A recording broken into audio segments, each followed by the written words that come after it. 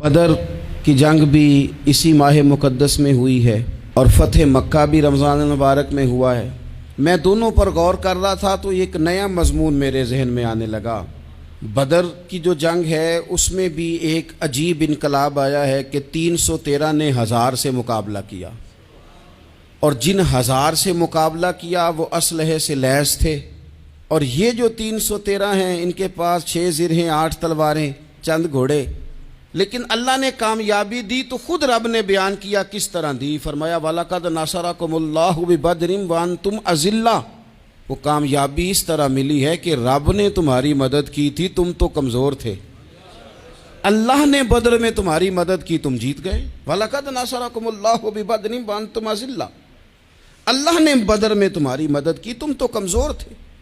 फिर फ़तह मक्का नसीब हुई तो उसमें भी बेहतरीन मनसूबाबंदी नबी पाक अलैहिस्सलाम ने फरमाई, बेहतरीन हिकमत अमली हुजूर ने अपनाई।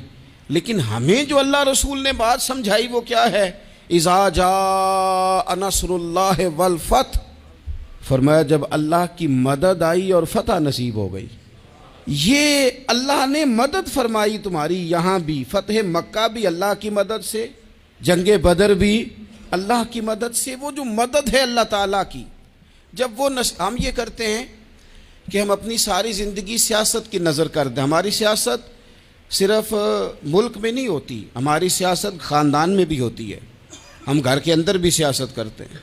हम किसी ख़ास तरीके से लोगों को अपने पीछे चलाना चाहते हैं। हम एक ख़ास उसलूब इख्तियार करते हैं कि लोग हमारे पीछे चलें।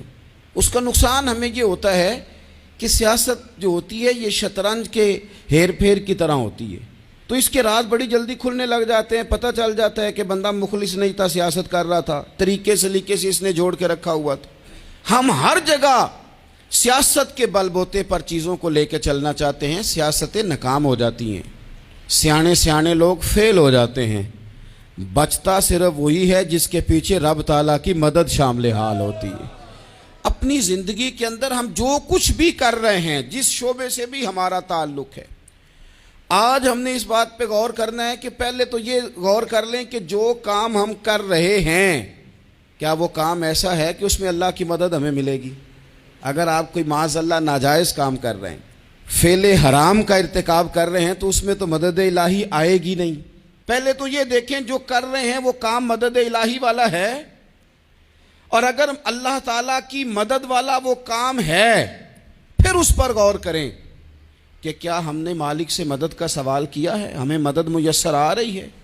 वो मैंने बुज़ुर्गों से एक बात सुनी थी, वो बड़ी याद रह गई।